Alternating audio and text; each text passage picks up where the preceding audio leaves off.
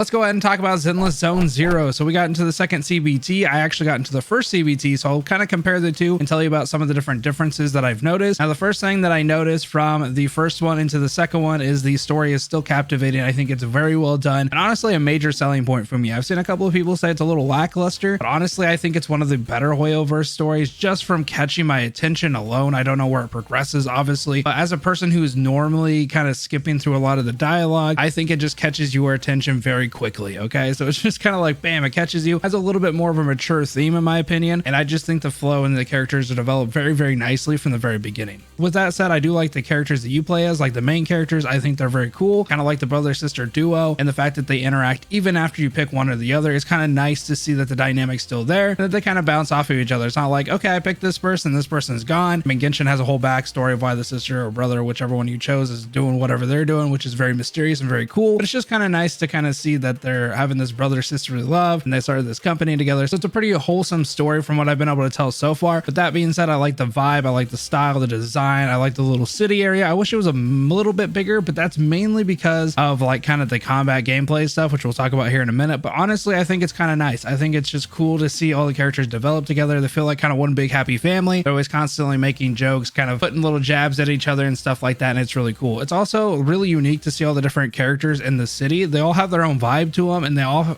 kind of just seem like completely different. I like the chef, he's really cool, and I like the dog in the little ticket window. Kind of forget what he does, but he's cool. It's nice to kind of see the different, you know, dynamics and stuff like that they decided to go with some of the more characters that you're going to run into a lot. You know, basically you're going to talk to these characters a lot, and you want them to have a flow and a characteristic to them that makes you want to continue talking to them. And so far, I think that has been done very well, which is going to bring me into my next point, which is animation. Honestly, I feel like this is probably the best animation I've seen from Hoyoverse in a game. They definitely took everything they learned from Genshin and Honkai and basically just shoved it into this and was like, here is some animation, bro. You would not believe that this was just some like mobile game that, you know, started a couple, you know, like 3 or 4 years back or whatever. Like, this is nuts. This is like almost AAA stuff. Like, I feel like they definitely learned what they need to do in order to do the animations correctly, and the story can tell that. And even the little dialogue between like the 3D models when it's just them two talking, I think that's really well done. The 3D models look fantastic there, and I just like the cutscenes overall. I think they have a nice pace to them, and I just think that their animation is on point now. You can definitely see that they're putting a lot of the budget into this one. And this brings me to the next big point, and probably the most selling point to me is going to be the combat itself. I think this is a huge seller for me. I do think it's a little simplistic, okay? But if you're going into these games, you have to realize that at some point these are more of a casual audience type of setting, okay? So if you're looking for like the crazy PGR stuff, then I don't think that they're going to go that way. They're going to try to be mass appealing, and I think that they've done really well with Zenless Zone Zero because it has a nice functionality of having fast-paced movement in combat while feeling great. Each one of the characters, you could definitely tell, have like a unique stance to them, and they feel kind of like a different character each one you play. Nobody really feels the same, even if they have maybe like they're a melee type or a range type or whatever. They definitely feel like they have pros and cons to them that I really like. I also like the kind of seamless transition between units. Now, I am a person who does not ever like go into switching out to another unit. If I play PGR, I'm usually playing like the main character that I have. That's usually kind of what I do. I'll use like the assists and stuff like that, but for the most part, I'm not switching off very often, okay?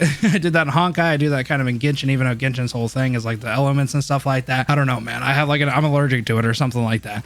So in Zenless, though, it does feel a little bit more seamless because the game kind of makes you do it in some sense. And it also just makes it feel a little better because when you get those perfect parries, so you basically have two choices. When a person is going to a direct attack you can kind of do the Matrix thing where you perfect dodge and it slows down time, or you can press the change swap button and that basically switches you into another character with a nice little parry. It just gives you a little bit of a buffer basically to push back. You can do it to what I assume you could do it to most bosses. I haven't got to too many of the bosses, but I was able to do it in the first one, and I was able to do it on some of the bigger guys throughout the story. So honestly, I think it feels really good. I think it's probably one of the biggest selling points, like I said, and I just think it's going to get better with the expanding roster. I haven't played every single character because I don't have every single character, but a lot of the characters I have played so far do feel really good, and I think that it's a lot of fun. Also, the story does allow you to kind of play as characters that you don't necessarily have, or just to play as the story characters themselves, which honestly I think is a nice addition, because back when Honkai Honkai Impact was doing that, I thought that was really nice. I think it was kind of nice to play as the character, as somebody who likes to be enveloped in the story. So you have that kind of option to play as your own team, or you can just play as these story-driven characters and they'll be leveled and stuff like that, which is cool because it gives you an option to check out maybe characters you don't have while also being kind of true to the story, basically. Now, you guys knew this one was coming, and this is going to be my main complaint, which is basically the TV system. I don't like how they do the roguelike stuff. I will say between CBT 1 and CBT 2, it's a vast improvement. As somebody who did not like it at all, and I did not play much of the CBT 1 because I could not stand the TV stuff. I played quite a decent amount of CBT 2, and honestly, I feel like the structure of it and the flow of it's a lot better. It does feel like you are not just doing this stuff to kind of like get from point A to point B. Like obviously you are, but there's a little bit more story driven parts of it, and there's also like different little mini game like things that you can kind of do. And honestly, I feel like that's gonna get kind of like, okay,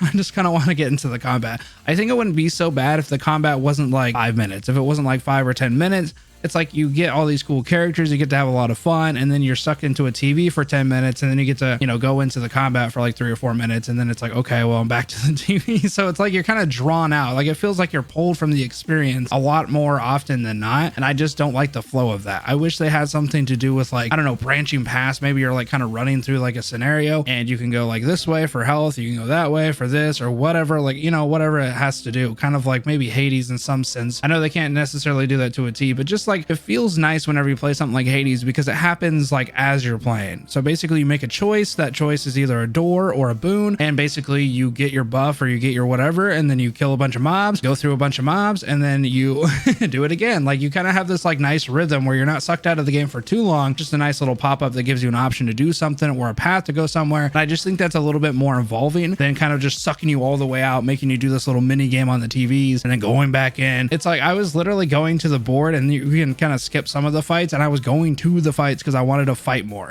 I wanted to have a little bit more fun fighting. So it's like I feel like right now anyway, the balance between the TV stuff and the combat is just so disproportionate where I don't know if I'll really want to keep doing that in the long term. I don't know what in-game looks like. I don't know if they continue that stuff. I just think I wish it was a little bit more seamless or a little bit less intrusive in terms of just pulling you completely out of the gameplay experience. I will say that the game is pleasantly surprising. Honestly, it is a lot better than the CBT 1. There's a lot more context to it. There's a lot more story elements to it. And honestly, I think the animations and stuff, it ran pretty good. It has a 60 FPS cap, unfortunately, on PC, which I know 120 is on Honkai. So I'm hoping that they kind of get rid of that little restriction there. But I heard that there's some way to bypass it through VSync or something like that. So maybe I'll give it a try. But overall, I think it has a lot of potential. I just don't know where they can go as far as tweaking the TVs, because at this point, it does feel like they're kind of on the final stages of that. And I just don't know where else it needs to go. I think it's going to kind of hit a niche audience of people who kind of like that kind of stuff and like to be kind of in that mini game stuff, and people who are just like, ah man, I really like the combat, but I just can't get into it. Because a big thing is like when you go into the gacha, and I'm not going to talk about raids because it's, you know, Hoyoverse and they have all that kind of stuff, so whatever. However you feel about the actual gacha, that's a more personal preference that I can give you. But honestly, if you're going to pull for a character and you win a 50-50 but you only get to play like 5 minutes of that character, not gonna feel very good. Like, because in Genshin and Honkai, like you get to play those characters pretty routinely, especially in Genshin. You're exploring entire areas with this character. Now I'm not gonna say like Zenless Zone Zero should be like an open world. I get it. They're totally different genres, totally different niches, and it makes sense why they kind of went the direction they did. I just wish it was a little bit more seamless and I could see my character a little bit more, and just, I don't know, I just feel like it's not going to translate very well when a gacha comes, because you're going to want to pull these characters, play with these characters, and experience things with these characters. That's kind of the whole point of building this team and building this stuff, especially like Star Rail, which I completely forgot about.